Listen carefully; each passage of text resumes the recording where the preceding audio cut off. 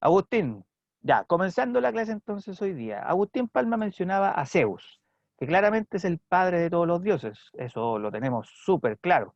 El Zeus, dice Benjamín Rubilar.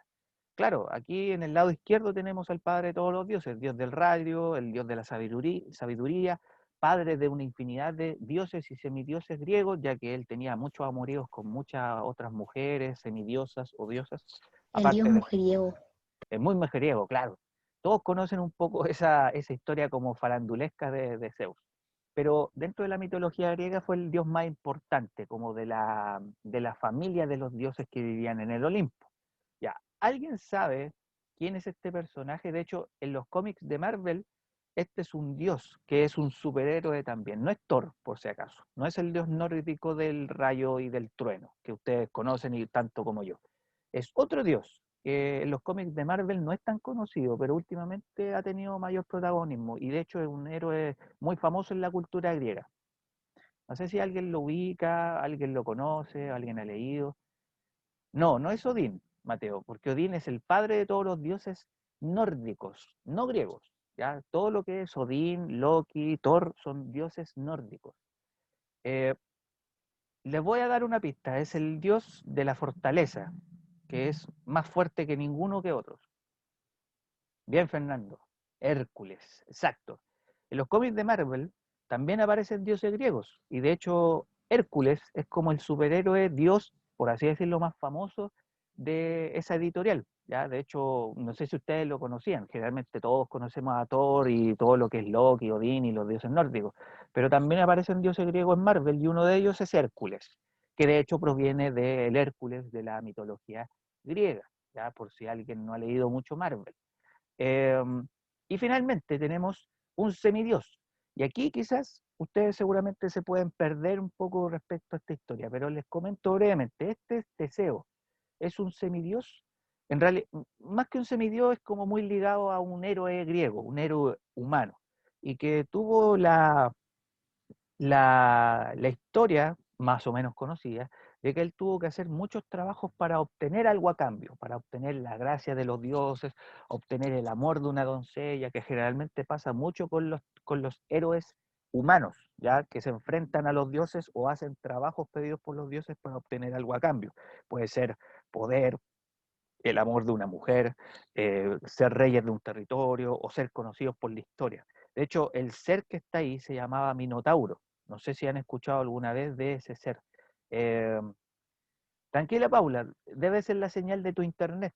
¿Ya? Si se corta, no te preocupes que la clase queda grabada, ¿ya? Para que no tengamos muchas interrupciones producto de la hora. Tranquila, deja que corra la señal y va a fluir mejor. Por eso, no todos se les corta el internet. Bueno, el Minotauro es un ser dentro de la mitología griega, pero no era un dios. Ya el Minotauro protegía un laberinto en donde estaba escondida una doncella. Y este personaje de Teseo tenía que rescatar a esta doncella y enfrentar al Minotauro. ¿Qué tiene que ver con la mitología griega? De que no solamente hay dioses y diosas griegas o griegos, sino que también hay seres mitológicos como también hay héroes, ¿ya? O semidioses. De hecho, Hércules es un semidios. ¿Alguien sabe lo que significa ser un semidios en la antigua Grecia? ¿O qué eran los semidioses? ¿O por qué se llamaban así? Porque tenemos a Zeus como un dios, ¿ya? Es netamente un dios, pero hay semidioses. ¿Alguien sabe? A ver, si alguien en el chat lo comenta. Jorge dice, hijo de Dios y humano. Hijo de humano y de Dios, dice Benjamín Moreno. Bueno, están en lo correcto ambos, es lo mismo. Los hijos nacidos de una relación entre un dios y una mujer, o de una diosa y un hombre mortal, lo convierte en un semidios, porque tiene ese rango de estar con alguna herencia humana, terrenal, mortal, y una herencia inmortal divina proveniente de los dioses. Correcto, eso es un semidios o una semidiosa. Ya recuerden que también hay mujeres dentro de la mitología griega. Bueno, de hecho la tarea va a ser sobre eso, el tema de los dioses, semidioses. Yo creo que una pregunta que les va a entretener bastante responder, va a ser solamente una, pero ya estoy pensando en qué podrían lograr. Bueno, el objetivo es muy sencillo. Vamos a conocer la llamada mitología griega, desarrollando una síntesis de los principales dioses, héroes y mitos griegos. ¿Ya? Yo les pido perdón un poco por los tiempos que me quedan, pero en 20 minutos voy a tratar de resumir este tema, ¿ya? Pero ojalá les guste. Bueno, ahí están viendo la genealogía de los dioses.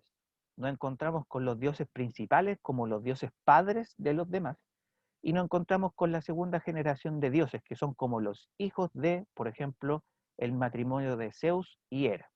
Se supone que todos conocemos los dioses más importantes, en este caso Hades, el dios del inframundo, Demeter, la diosa de la reproducción y de la tierra, si no me equivoco, era la madre de todos los dioses, ¿ya? Y creo que es diosa vinculada con la maternidad también.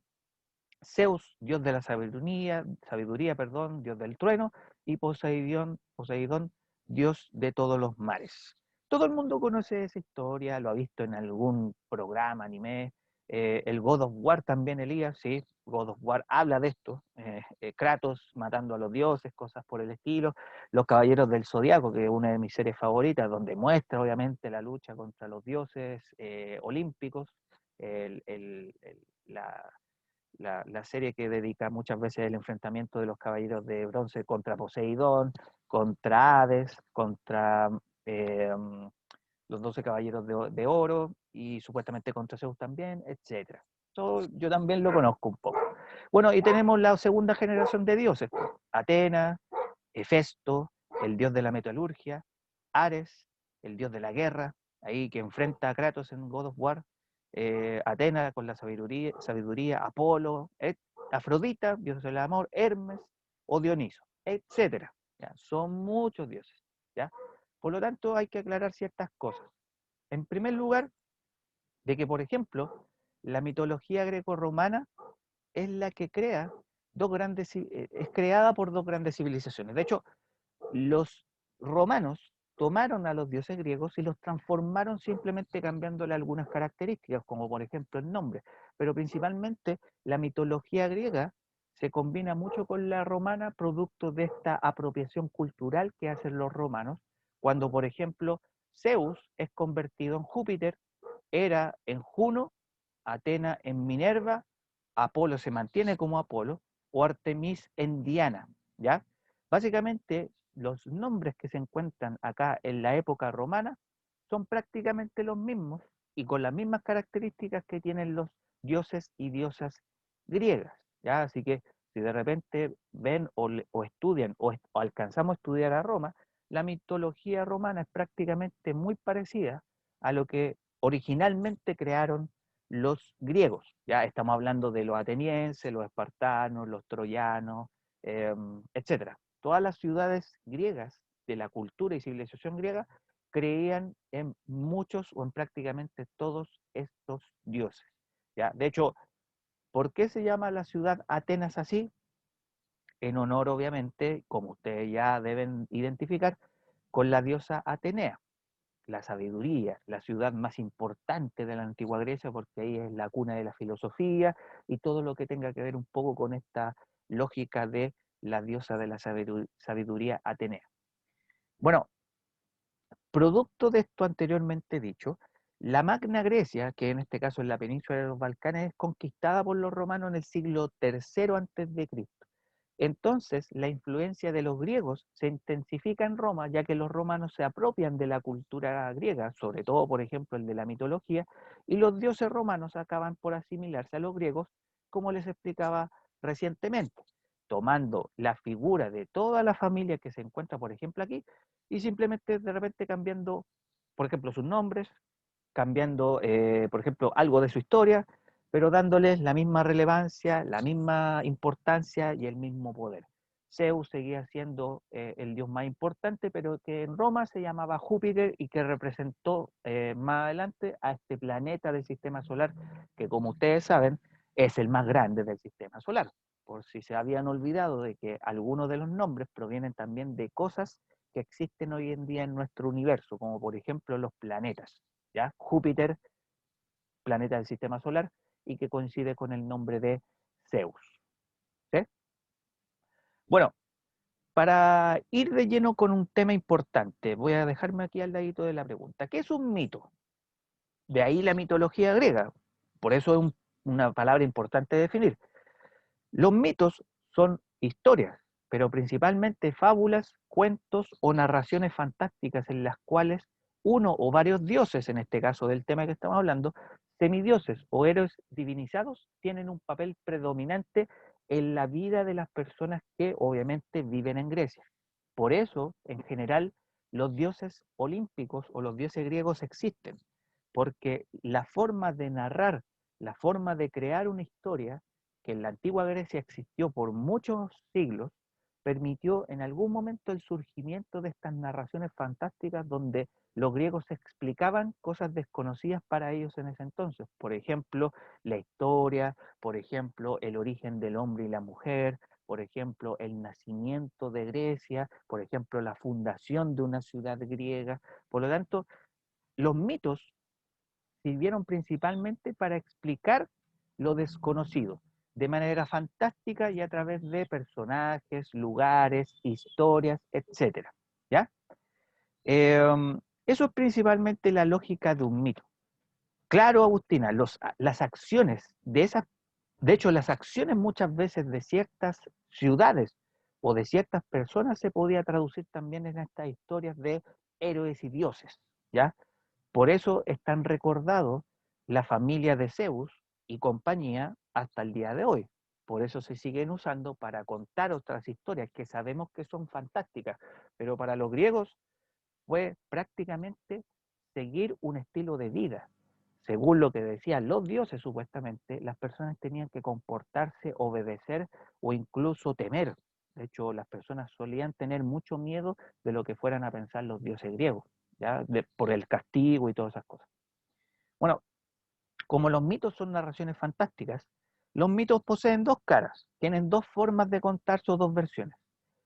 Como ustedes podrían pensarlo, tiene una cara amable, colmada de belleza, alegría y color, felicidad, amor, historias que terminan en un final feliz, dioses que son benevolentes, que son cariñosos con la humanidad, que la respetan, las protegen. Por ejemplo, Atenea era muy protectora de la humanidad. Pero también los mitos poseen otra cara que es donde el hombre escapa de la furia de los dioses sometiéndose a ritos y castigos. Dioses que se enojan con la humanidad y deciden darle un castigo, por ejemplo, inundar una ciudad, que es lo que hacía muchas veces Poseidón para atemorizar a las personas, o Hades, que amenazaba mucho con la idea de la muerte y llevar a los seres humanos al inframundo para ser castigados por el resto de la eternidad. Algo que incluso en la religión cristiana todavía a veces se mantiene, este tema del cielo y el infierno, el inframundo de Hades y el Olimpo de Zeus. Si ustedes se dan cuenta, no hay tantas diferencias de repente en estos temas, aun cuando son dos religiones distintas. Una politeísta, que es creer en muchos dioses, y una religión más monoteísta, que es creer en un solo Dios, que prácticamente conocemos como religión católica mayoritariamente. ¿Ya? Por lo tanto, siempre hay dos caras en estas narraciones o cuentos fantásticos. La buena, la bonita, y la mala, fea, castigo, los dioses se enojan, los dioses ponen a prueba a los seres humanos, entre otras cosas. Pero también la mitología griega buscó explicar o enseñar a las personas. Nosotros que leemos muchas veces la mitología griega en esta época, también tenemos que entender de que todas esas historias se refieren directamente a las conductas humanas y a la moral humana, qué hay que hacer correctamente o qué es lo que pasa si yo cometo un error, como por ejemplo matar a alguien, convertirme en un rey de manera irregular, engañar, por ejemplo, a los dioses, sobre todo cuando se cuentan historias de engaños a los dioses, el final es terrible muchas veces, el castigo divino es inquebrantable, no se puede cambiar, no se puede engañar a un dios, por ejemplo. Entonces, las historias de los mitos griegos enseñan a las personas, las educan, en todo ámbito de cosas, qué es el amor, qué es la rabia, la pena, qué hay que hacer correctamente y qué hay que evitar de hacer para evitar el castigo. Yo creo que se entiende eso perfectamente. Bueno, y otra cosa también para aclarar este punto tiene que ver con los lugares de adoración. De hecho, como ustedes recordarán, en clases anteriores yo he mostrado esto. ¿Cómo se llama este lugar? La península de los Balcanes, ¿ya? Y aquí ustedes recordarán, se ubica todo lo que son las ciudades griegas. Ahí está todavía, por ejemplo, Esparta, Atenas, Éfeso, por ahí estaba Troya, que ahí al menos no aparece, Delfos, donde hay un oráculo muy famoso, o había, la ciudad de Tebas, que tiene una historia súper llamativa con un personaje donde se cuenta una tragedia griega ahí en la ciudad de Tebas, entre otros lugares. Bueno, el Monte Olimpo, aparte de ser la ciudad de los Juegos Olímpicos, es la casa, por así decirlo, de Zeus y compañía, ¿ya? El famoso Monte Olimpo, que de hecho existe. Si alguno piensa que el Monte Olimpo era una invención, un mito, una historia fantástica, es mentira. De hecho, uno puede buscar en Google Maps y aparece los Monte Olimpo, existe. Un monte bien grande, bien bonito, yo no lo conozco, lo he visto solamente en fotos, pero existe. Y antiguamente ahí se creía que vivían los dioses. Si en Olimpia existe el Monte Olimpo, donde está Zeus, hay una ciudad que se llama Delfos, o se llamaba Delfos, donde está el oráculo de Delfos, ¿ya? Y el oráculo es básicamente para que las personas fueran a preguntar qué iba a pasar con su vida, a ver su futuro, a ver qué es lo que pasaría con un familiar, alguien querido, o ver qué es lo que iba a ocurrir con una guerra, si en el futuro iba a ganarse o iba a perderse.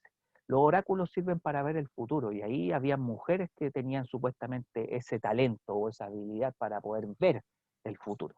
Entonces en Delfo existía el oráculo de Delfo, que básicamente sirvió para que muchas personas fueran a preguntar y consultar sobre el futuro. ¿Ya? La ciudad de Eleusis, que es muy desconocida por la mayoría de nosotros, pero que es una ciudad donde existía la adoración principalmente a la diosa Demeter. Y como yo les decía también, aparte del Monte Olimpo, la ciudad de Olimpia es para reunir a todas las personas en los Juegos Olímpicos y que coincidentemente también servía para eventualmente juntar todas las creencias en los distintos dioses en un episodio o en una instancia como por ejemplo los Juegos Olímpicos. De hecho, los Juegos Olímpicos servían también para, entre comillas, juntar a los dioses y ver cuál de los dioses era el mejor. Y eso estaba dado porque los deportistas que iban representaban también a algunas ciudades donde se les rendía culto a más de un dios o a un dios en específico. No sé si se entiende eso. Por lo tanto, los lugares en la antigua Grecia también sirvieron para demostrar las distintas adoraciones que habían frente a todos estos dioses griegos y diosas griegas también. Habían ciudades donde se respetaba y se adoraba a diosas griegas como Atenas, y también habían ciudades donde se respetaban y se adoraban a dioses griegos hombres, en este caso Olimpia para Zeus. ¿Ya? Ahí tienen como dos ejemplos súper importantes. De momento, ¿tienen alguna pregunta, alguna consulta o vamos bien hasta acá? Si me pueden confirmar como esa pregunta. ¿Alguien quiere consultar alguna cosa o vamos bien? Enrique, ok, perfecto, va bien Enrique. Ahí Elías, Manuel, Paula, por ejemplo, ¿están todos bien ahí de momento? Bien, perfecto. Sí, bien, profe. Súper. Entonces le damos nomás Paula y Jorge. Súper, ya. Sí, Vamos con la parte, por así decirlo, media final, ya en honor al tiempo para que ustedes puedan trabajar tranquilitos después y estudiar para la próxima semana. Teniendo en cuenta la ubicación geográfica de algunas ciudades donde se adoran a los dioses o a las diosas griegas y entendiendo qué es un mito, ya como una narración fantástica para explicar muchas cosas, tenemos, por ejemplo, la lógica de los dioses y los héroes. Sabemos que son los dioses, seres puros con un alto poder que representan una fuerza natural o más de alguna otra cosa simbólica, como por ejemplo la sabiduría, el amor, la guerra, qué sé yo. Pero antes de eso, yo les voy a resumir brevemente lo que voy a mostrar acá. Antes de los dioses griegos existía el caos, Eros y Gea. Gea significa tierra, Eros es amor y caos desorden, ya oscuridad. Antes de los dioses existían estos dioses que eran mucho más antiguos, que existían hace miles y miles de años. Eso es lo que explican antiguamente los griegos, ya en un libro muy importante en la historia de Grecia. No recuerdo exactamente el nombre, pero ahí se los puedo mencionar después en las futuras clases. Cuando se cuenta esta historia también, antes de los dioses existían estas fuerzas y estos dioses más antiguos. Y luego del caos y la unión entre Gea y el amor, Eros, nacen lo que más o menos ustedes conocen como los cíclopes que están aquí en la imagen, los hecatónquiros, los titanes, en donde por ejemplo aparecen Cronos, Hiperión, Rea o Tetis, que de hecho es la madre de uno de los héroes más famosos de la antigua Grecia, que es Aquiles. ¿Ya? No sé si han escuchado alguna vez alguno de esos nombres. Pero en la historia de los dioses griegos, antes de que Zeus gobernara, lo vieron en el lenguaje, súper, se lo puedo resumir mejor aquí. Antes de que Zeus gobernara el mundo, por así decirlo, los dioses se tuvieron que enfrentar a todos estos seres, los titanes, los cíclopes, y en algún momento lo que fueron los hecatónquiros, que eran seres muy extraños que tenían miles de brazos, miles de cabezas, manos, ojos, etcétera, que producto de guerras internas y de enfrentamientos por gobernar el mundo, los cíclopes y los hecatónquiros empezaron a quedar fuera, ¿ya? Empezaron a ser eliminados. Luego llegan los titanes, aparecen personajes como Cronos, que es uno de los titanes más importantes, y luego aparecen los famosos dioses griegos. De hecho, este cuadro es muy llamativo porque es Cronos comiéndose a uno de sus hijos. De hecho, uno de los hijos de Cronos fue Zeus, y Zeus, antes de ser consumido o comido por su padre, la madre de Cronos, o sea, la madre de Zeus, perdón, creo que es Rea, lo esconde de Cronos y Zeus se salva de las garras de su padre. Y cuando Zeus es adulto, decide tomar el poder a la fuerza, como un golpe de estado, por así decirlo, porque Cronos consideraba que era un mal gobernante y hacía este tipo de crueldades. Y ahí viene la gran guerra santa entre los titanes y los dioses griegos. ¿Ya?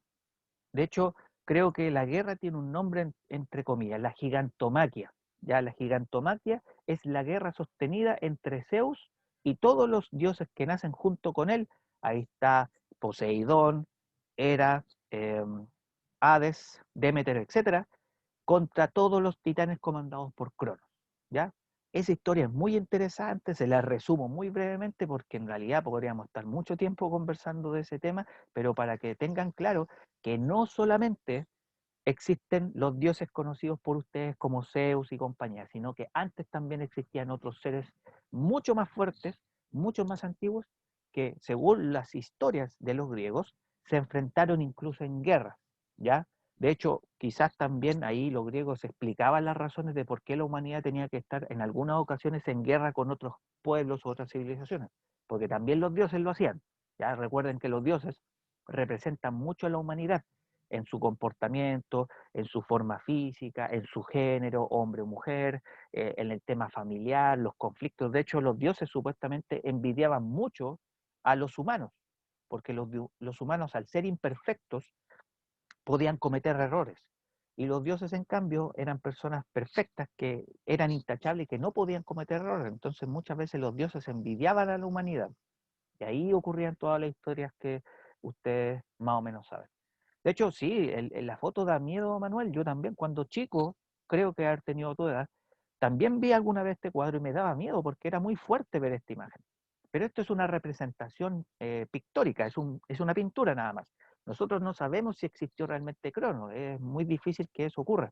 Así que a lo largo de esta clase, para que Antonia se ponga un poco al día, no se preocupe, hemos visto un poco de la mitología griega, algunos dioses, la lógica de la mitología griega, y la explicación de qué es un mito y un poco de la historia de los dioses griegos, ¿ya?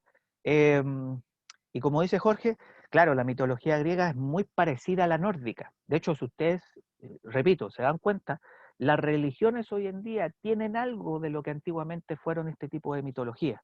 El nacimiento de los dioses, las historias que explican un poco la razón de la existencia del mundo, el bien y el mal, entre otras cosas. Entonces, ojo con eso porque la mitología de esta cultura explica muchas religiones que van a venir posteriormente. Bueno, y finalmente, si no me equivoco, creo que me queda solamente esto, podemos finalizar con los héroes o semidioses. Los héroes eran sobre todo mortales deificados, héroes que muchas veces eran seres humanos mortales, pero que tenían muchas habilidades para poder enfrentar a los dioses o algún tipo de tarea que encomendaba a los dioses.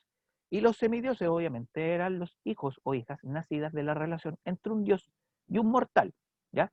Por lo tanto, ocupaban un lugar intermedio entre los dioses y los hombres, como en el caso de Hércules, que yo les mostré en la primera imagen del título de la clase. Los héroes o los semidioses suelen aparecer en las historias de la mitología griega como jefes, reyes, líderes o comandan las tribus, como por ejemplo el rey Teseo. Ya que yo les mostraba recién ahí al principio de la clase la imagen de Teseo y ahí nuevamente está en un cuadro con el Minotauro. Esto es una escultura, ya no se asusten por la desnudez humana porque las esculturas griegas normalmente eran construidas de esa forma. Y como sale aquí nuevamente, Teseo y el Minotauro son protagonistas de la historia que permitió que un héroe como Teseo, un ser humano común y corriente, lograra convertirse en un rey y ser validado por los dioses, específicamente por la diosa Atenea. ¿Ya? De hecho, Teseo es un personaje muy interesante y muy entretenido de leer. ¿Ya? Y ahí tenemos a Hércules, que como ustedes conocen es un dios que es muy fuerte, que tiene prácticamente ni una debilidad y que es conocido por hacer los 12 trabajos de Hércules. ¿Ya? Los dioses le encomiendan para poder ser tomado como un dios y estar en el Olimpo y poder entrar al Olimpo como un dios. Hércules tuvo que hacer 12 trabajos y uno de los 12 trabajos es enfrentar al león de Megara, que es un león muy fuerte y que básicamente Hércules tuvo que derrotar para sumar una tarea más a las 12 que tenía que hacer. Sí, Jorge, pareciera que los griegos peleaban como desnudos, con muy poca ropa, no usaban armadura, porque en la época tampoco se quería demostrar la fragilidad de un dios o de un héroe mostrándolo con una armadura. Entonces, ¿qué se hacía? Mostrar la virilidad, la masculinidad literalmente con la desnudez para demostrar que no necesitaban armaduras o otro tipo de armamento para enfrentar a los dioses. Y ahí aparecen con un garrote, no suelen, de hecho no suelen aparecer muchas veces con espada, con escudo y mucho menos con otro tipo de armas, ¿ya? Pero eso es como la parte simbólica para demostrar lo fuerte que son los dioses o los semidioses o sobre todo los héroes griegos, ¿ya? Entonces, por hoy día, vamos a dejar este tema hasta acá. Vamos a cerrar la clase con otra pregunta, pero que eso lo vamos a dejar también para la conversación interna. Y espero que les haya gustado la clase que termina, por lo menos de ser grabada hasta aquí.